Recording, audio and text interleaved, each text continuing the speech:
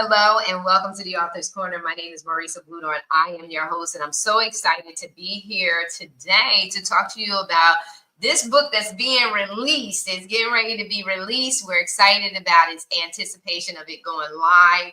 And Dr. Hattie Washington is no stranger to the Own It magazine. And in fact, she's really Aunt Hattie. And she's really a amazing and high price, valuable asset to the Own It family. I want to read to you a little snippet of her bio so you know who's coming before you and taking center stage and owning it. Dr. Hattie Washington is an internationally recognized educator, award-winning author, and a pioneer in technology-driven learning. Over 30 years ago, she hosted the show Computers for Kids, bringing tech literacy to families across the DMV, the Maryland, Virginia, DC area before digital learning was mainstream. She launched after-school computer labs in churches and installed computer centers in her foster boys' home, aligning instruction with state standards, critical thinking, and learning styles. Taking center stage and owning it with me this morning is Dr. Hattie Washington. How are you? Hello, how are you? Listen, we are here for your new book. We know about your book, Driven to Succeed. Yes, yes. You know, your cookbook. And now you just found it in your heart that, you know, you really need to advocate, provide a resource and a toolkit for teachers as we enter deeper into this age of technology. And the book that we're here to discuss this morning is the AI Toolkit for Teachers, Made Easy, 10 simple strategies to save time, personalize learning, and empower every student to succeed, even if they are not tech savvy.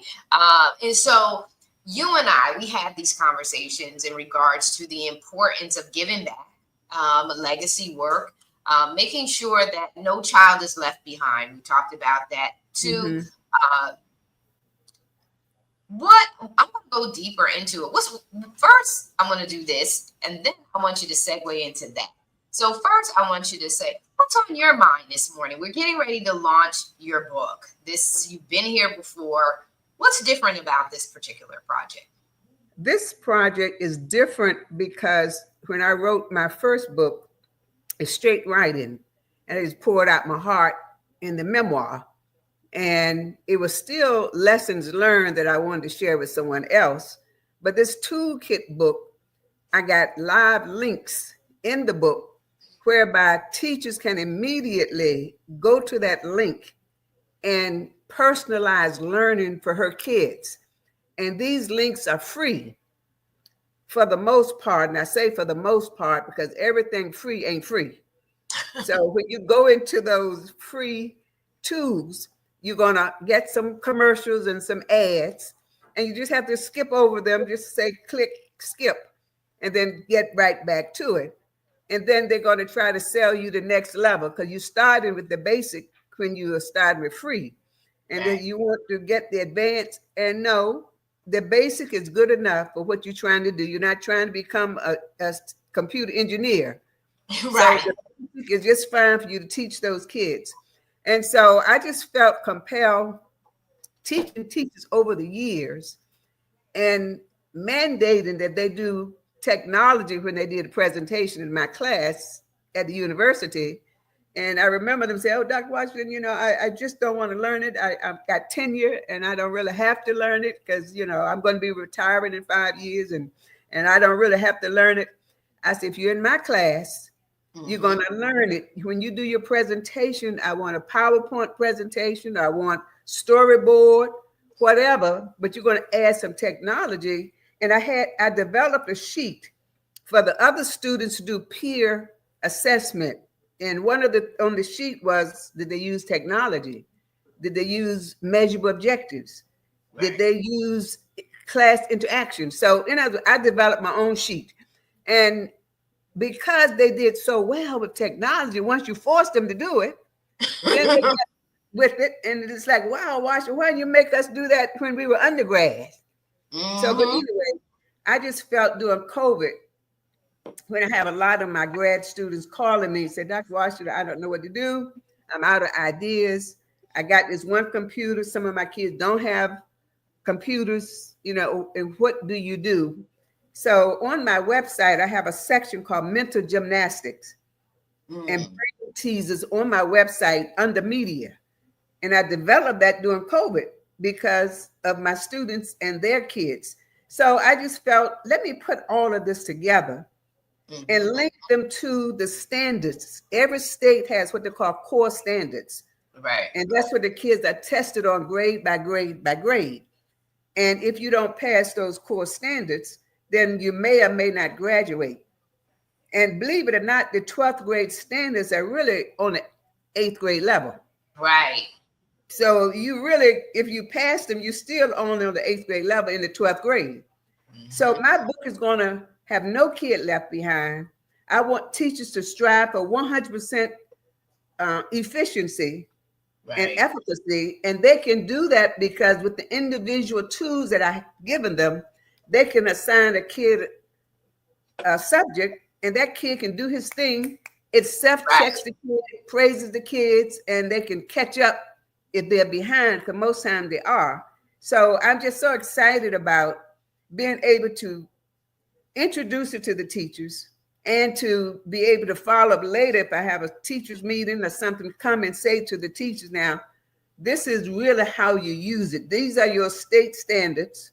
Right. How do you relate those to this learning styles, the higher critical thinking, because it's a process book. It's not necessarily a what.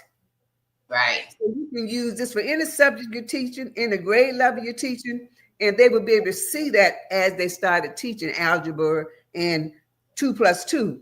It's a process book with using visual learning, auditory learning, kinesthetic learning, and what level of thinking are the kids on? Are they still on the rote memory level? Or are they on the awareness level or the comprehension level, the analysis and the evaluation? And you have kids all up and down Bloom's taxonomy level. And so teachers got to orchestrate teaching in the classroom. You just can't be teaching to the middle and leave the lower ones behind and forget about the gifted because they already know it. So you don't need to worry about them, but yeah, they're getting bored. Right. Yeah. So, but the toolkit is going to reach everybody. And I'm just so pleased to be able to put strategies in there that teachers can use, not only the free tools, but strategies that are measurable that she can use for herself and then use them for the kids. Yeah, yeah. Let's put up the book. Let's see what that book looks like. Oh my God, it's so exciting, brilliant colors. It really just shows that to embrace the AI, to embrace the tool that's designed to help you. And we talked about it. It's like, I remember when people began to start talking about Chat GPT, and my younger sister, Judy, in fact, she was the first one to mention it to me. And I like Chat GPT. She's like, oh my God, it's amazing, blah, blah, blah, blah. And this was years ago.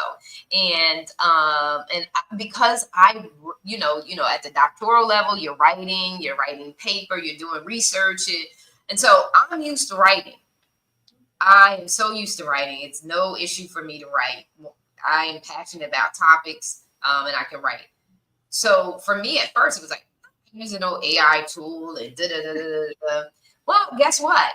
It really is there to help you to become more efficient, work smarter, not harder. We talked about that in the 80s. Work smarter, not harder. And it's like, how do you work smarter, not harder when your resources are limited, right? When the knowledge, resources can be there, but the gap in performance and how you're showing up is, do you have access to the resources?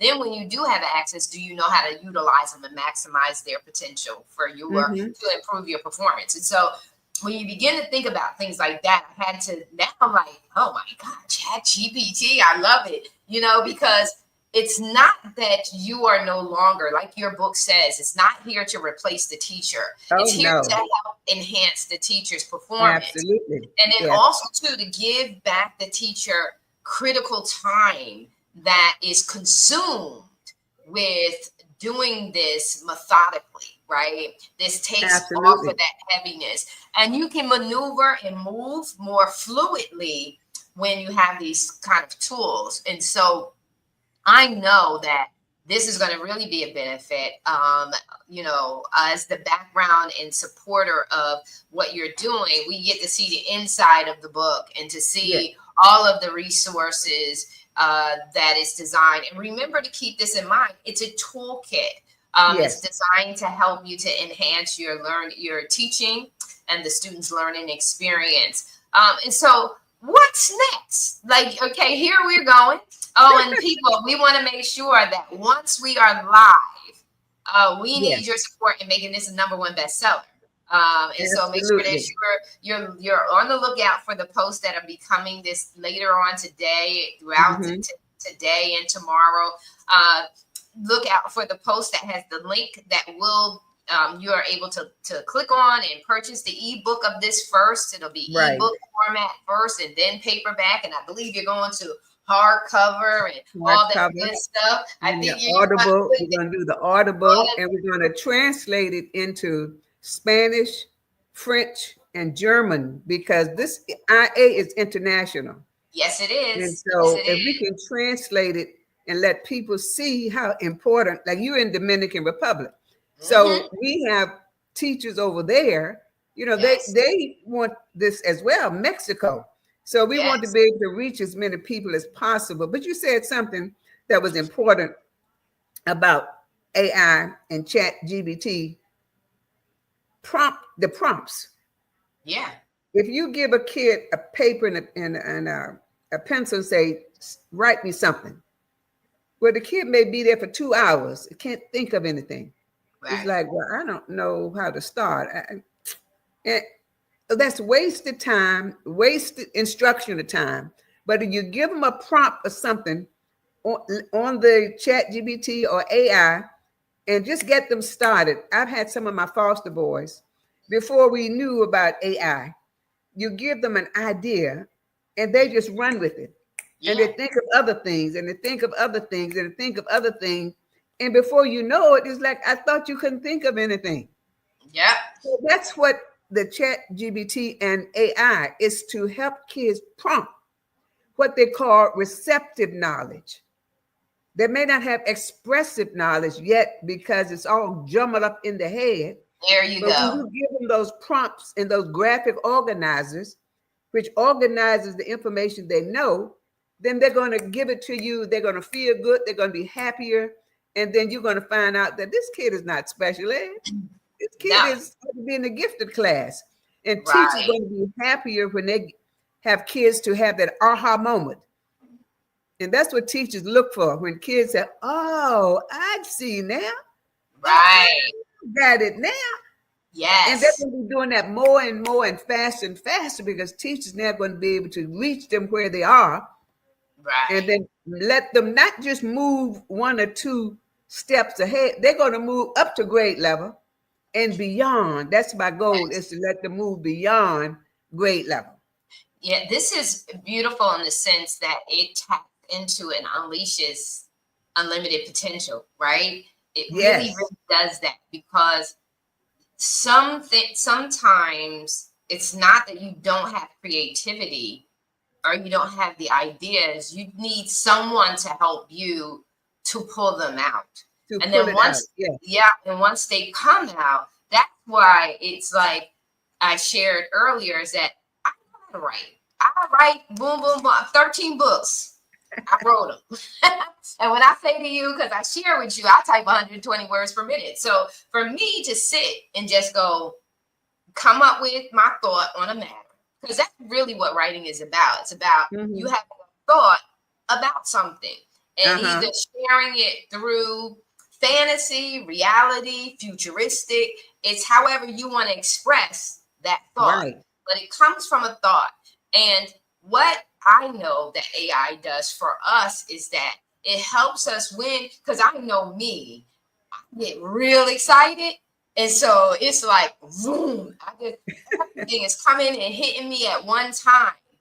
And what AI does is helps you to organize those thoughts It helps you where coaches or mentors or get stumped and can't get you over the, over that hurdle Yes. of what is it? What is it? But one thing about AI is you got to know how to ask it the questions, right? And that's where our intellect comes from. That's Our right. intellect comes from, we know what to ask it in order for it to give us what is in alignment with our authenticity. So, I love it. The AI toolkit for teachers made easy. Yes. Talk about the simple strategies, like share with us in closing. Are these strategies really simple? Are Yes. they They easy to are, follow? because the strategies are actionable. They're measurable. So all of them start with a verb that's an action verb. And one of the things I found when I was assistant superintendent, teachers try to get students to respond to the words like understanding. How much did you understand what I said? Did you appreciate what I said?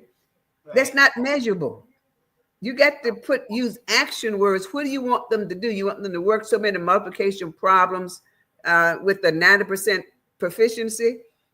Out of 20, you want them to get 18 right with a 20% or 90% proficiency. They can measure that.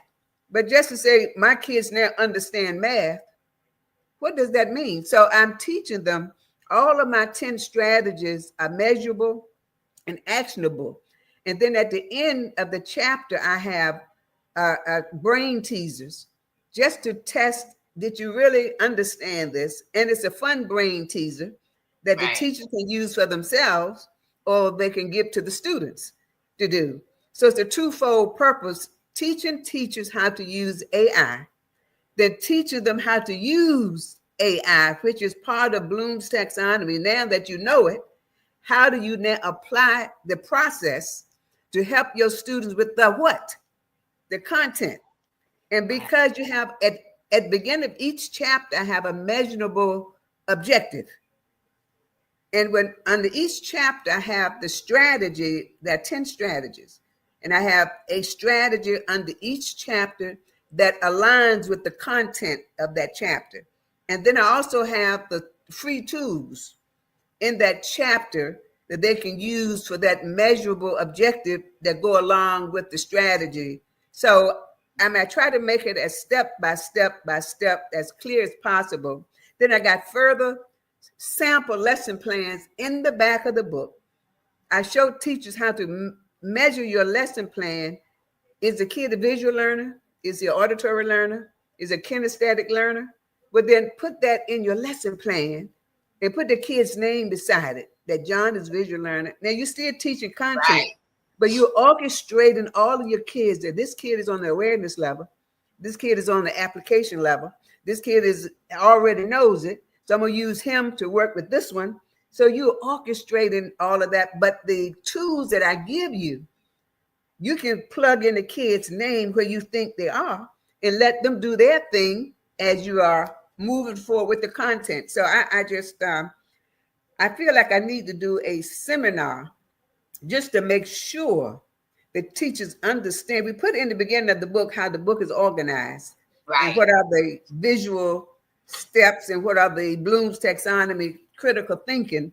But I feel that I wish the schools would call me and say, Washington, would you just take a minute and go over what the teacher needs to be? And I have what I call 3x3x3 plan that I Right. want them to be able to do. But I'm quite excited, and I think I'm going to write a workbook to go with it that the students can just use the workbook. I have a workbook in the back of the book, Right. but it's a combination for the teacher and the student. But I want to do one for the student whereby they can work in it, and I want to take that same workbook and have it as an app Mm. whereby they can pull up the app. And I have someone helping me with that now out of Arizona that was introduced to me by Sabine. Right. Right. Yeah, his name is Lamar. Yeah. Yes. Yes. So we're going to do an app. As soon as we drop this, he's going to look at the book and see how it's organized. Because Mm-hmm. I don't want just an app. I want it to be interactive with the kid himself or herself. and interacted with brothers and sisters and mothers and fathers, whereby they can say, let me see what you're doing. Oh, wow, that's a good, oh my Lord. Let me younger brother, come and do this. He's doing multiplications and you over there doing fractions and you don't know multiplication yet. Right. You're doing fractions and you don't know multiplication. Well, that's why I don't like math. But no, we don't like math. Right. And that's another way of also too working with the kids to get them open, right? Understanding how they learn is critically important. Yes. We talk about leadership in LMX. LMX is leader member exchange. Well, we can look at TMX, teacher leader TSX, teacher student exchange, because what that really focuses on is how connected is the teacher with the student. Yes. And you say that to put those notes in there so that they're conscious of their students when they're in front of them. And then putting them next to the learning style, that's being strategic and intentional. That's actually influencing the teacher to be more intentional with getting the results that she's looking for, right? She or he is looking for in the classroom. And ultimately, it really goes to how much does the teacher want to make impact and lasting change, because that requires them to do more work, to be more present in the moment, to be looking at her students or his students and saying, okay, now I have to shift. And it's not that you can't do it.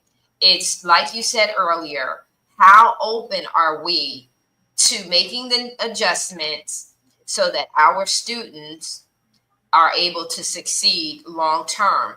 Because if we have a mindset as a student that we don't like a particular subject, we are closed now. We're closed in our heart to learning. So when the teacher begins to talk about the topic or the subject, automatically we go into ears off. I'm done. I'm good. I just want to get by. Right. And I'm going to tell you, as we close out, I didn't realize how much of a high level performer I was as a kid. I did not know that. I'm not knowing that until now. And I would have never known it even at this point had I not taken a journey that was so unconventional to so many, to really see how much of a high level achiever I actually am. And it's because of, and this is not to place blame, we're analyzing, we're assessing, we're evaluating. That's what this is. So many people say, well, no, you don't want to blame. No, we have to assess in order for us to address the issue.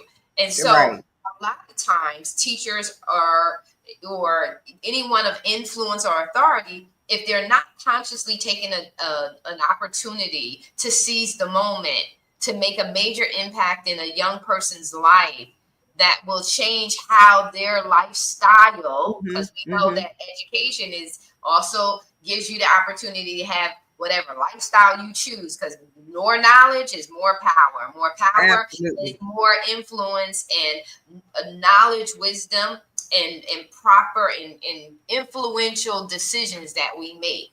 And so with that being said, you're actually influencing teachers to step up their game and to be more conscious of not only their ability to teach, but their ability to actually make measurable, lifelong impact, right? Yes, and change in the student's life. But I was surprised when I was teaching university. Many of my teachers had gone to college, and when we were taught, they were not writing measurable objectives. They were using those Weezer words. I call them Weezer words. You like understand, you understand math, you appreciate social studies. Okay. But I ended up training all my principals and all of my teachers when I was assistant superintendent how to be instructional leaders. I want principals to be instructional leaders, not administrators, because the custodian and the secretary can run the school as administrator. I want them to walk in the classroom and demonstrate to the teachers what they're supposed to do. If you can't demonstrate it, then why are you evaluating them? Mm-hmm. And then you require them to have measurable objectives. So I taught my principal how to look for all of that. But what two things I want to say quickly. Our kids are already tech savvy. Mm-hmm. They were born in the technology age. Yes. Many of our teachers went to college like 20 years ago, and they resist technology. So what I'm saying in the book, you teach the content, but if you take one of those tools that I'm putting in here and let one of your kids figure it out for you, they will love it. Wow. And they will, you say, Miss Brown, this is what you do here, blah, blah. Yes. My son said to me once when I was saying to Wayne, how do you know how to do a team view and you working my computer from across town with the mouse? Well, Ma, he says it's intuitive. Like intuitive. Mm-hmm. So kids pick up. So I'm saying in the book, teacher, you got the content to teach and you got the literacy to learn. Let those kids get introduced to the literacy. Don't wait until you learn it before you use it for the kids. Right. Let them say, "Oh, Mr. Oh, wow, this is such and so. I can do this and I can use this and show another kid." Don't be afraid to say you don't know. Right. Because kids will catch on to it just like that. So that's one thing. The second thing, I have one of my strategies where we want to reach the SEL students, which stands for social emotional learners. Many kids in your classroom got problems. They have low self-esteem. Mm-hmm. They're not happy. Whatever going on at home or whatever the reason is, these are the quiet kids sometimes. Or there could be the bullies, blah. So those are the kids that you got to help too while you're teaching math and science and reading. Those are the kids you see all of a sudden people say, I thought it was a little something about him. I thought he would act strange. He was a loner. I teach teachers how to orchestrate friendship. I teach them, you got a kid alone over there in the corner, nobody. I teach them how to orchestrate friendship and use the word friend 3 times. I come up with a little game and blah, blah, blah. And when you stand up and talk, you talk about each other for 2 minutes. And then you say, tell me about your new friend. Give me 3 things. Well, he did this and he lives over and blah, blah, blah. I don't want 3, but I want you to say friend 3 times. And this is my new friend, blah, blah, blah. And so by the time you go through that exercise with the students, they go home and tell the parents, Ma, I got 3 friends today. Oh. Because you have orchestrated friendship. Right. And it's not reading, writing, arithmetic. That's that SEL, social emotional learner, that you got to pay attention to while you're teaching all. So in the book, I pay attention to that. And I want teachers to pay attention to that as well. So I can just go on and on because I'm so happy that I'm trying to wrap it around like a wraparound approach. Mm-hmm. And the teachers this is the book that you don't just read and put it away. You come back to chapter 6, talking about lesson plans. You may come back to chapter 2, how to assess kids on the receptive level.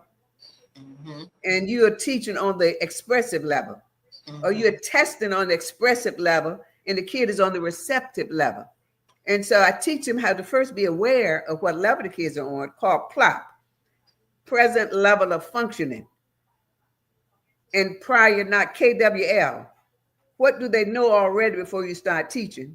Yeah. What do you want them to know? That's their measure objective. And then at the end, what have they learned? So the KWL approach. And I'm not being too technical because I don't want it to sound like a textbook, but it is still those concepts and pedagogy that teachers need to know what they're doing so you know what to call it. I thought about my first grade teacher back in the country, 2-room schoolhouse, when they closed the schools down in 1959. Everything I learned in college, when I thought back, Miss Brown was doing reciprocal teaching.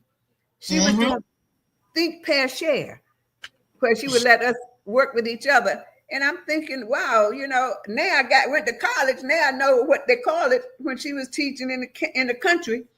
Right. in the schoolhouse. So that's, I want my kids to be able to call it something, teach, be able to call it what it is, no metacognition. You know, this is what it is. No self-actualization. This is critical Yes. thinking. So as you are doing it easy and it's fun, I want you to be able to explain what is it that the kid just learned, and now he's teaching to someone else because he knows what he knew, how he knew it, and that he knows it. That's metacognition. Yeah. So I'm throwing in the terms and in the glossary in the back, but at the same time, I want you to not get bogged down on what you're calling it right now. Just do it. And Yes. when it works, you can go back and say, oh, that was metacognition I was doing. Oh, that's critical thinking I was doing. Oh, the BAKT I was doing. Right.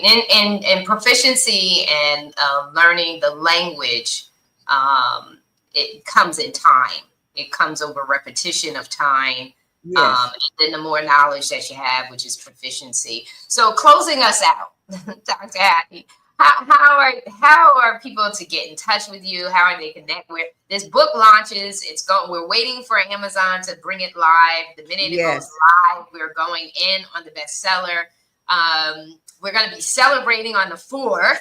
Yes, we will have bestseller status. We're going to be independent on a whole nother level. Yes, and it's celebrating the independence of teachers and all this paperwork, and independence of teachers and the freedom of teachers to spend more time with the kid. So we got our own definition for the 4th of July, because Juneteenth is past, but we celebrate freedom in Juneteenth all year long. So I want them to understand, you know, why are we celebrating on the 4th and what are we celebrating? You know, people went to school to be a teacher because they love kids. But after a while, they get burnt out and say, I can't wait, TGIF. And that's on Monday morning. They're saying, can't wait for Friday. That's not why you went to college. You didn't go for the pay because you spend more money on your kids than they pay you. So I want teachers to get back to working smarter, not harder, have more time they can spend with those darlings that you have in your class, and give them that extra hug. Give them that extra word pat on the back, because now you have time to do that because you're not bogged down in the IEP reports and all kinds of lesson plans that you got to do, because you're going to have help with your tools that I'm giving you in the book. Awesome. This has been it's always a treat. And we always have more to talk about. So yeah, always. Looking forward to that. Looking forward to having the website. You want the website? Yes, go ahead. Give us the website. www.AI, the number 4, teachers.com. www.AI, the number 4, Toolkit. AI Toolkit, number 4, teachers.com. All right. And then, of course, the old one, they all go together, come together. Driven, the number 2, succeed.com, which is after my Driven to Succeed book. Mm-hmm. And I have that book right here too. You got that, and you got the cookbook. I got the cookbook. I got the Driven to Succeed. See, I got you right here next to me. Yes. Yeah, and so my daughters have the cookbook too. I got them the cookbook. All right. Look, as soon as we get this lunch live, I'm going to get something. I'm going to cook something, and we have to celebrate. You have to come down so I can cook for you. Yes, I really enjoy it. Yeah, I'm going to have to drop some pounds so I can gain some pounds. You know what? I should have put a recipe in the back of the book and the lesson plans with it. I do use that for math for my foster boys. We making something, the recipe calls for 4. Listen, the beautiful thing about self-publishing is, Auntie, you can still do that. So listen, we love you guys. It's been good. Listen, we are going live. We're going live, and we need your support. So be on the lookout for it. Watch for it. Yes. It's going to go live sometime today or this evening. So we're going to send out a blast. Yes. And so just watch for and get how much is it? It's $2.99 for the ebook. Mm-hmm. Yeah, for the ebook. And then after the campaign is over, it's going to go up to either $12.99 or $14.99. We got to come up with the price for that, because this is a lot of work in this book. So we have to see what Amazon recommends. Yes. They'll go from there. All right, you guys, we love you so very much. Be on the lookout. And we're so excited. Also, be on the lookout. Come and celebrate with us on July 4th. We're so excited. July the 4th will be right back here at noon on July the 4th. Yes. Okay, thank you so much, and God bless you. And if there's any way you want to contact me, you can go to my website, and I'll be happy to come and teach or do a speech or seminar for your school district, because I want all superintendents to get a book for their teachers. Amen. That's what I really want them to do. Yep. But if you wait on the superintendents, you know, you may be waiting a year or two. So get it for yourself and get a reimbursement later on. Yeah. Take care. We're out.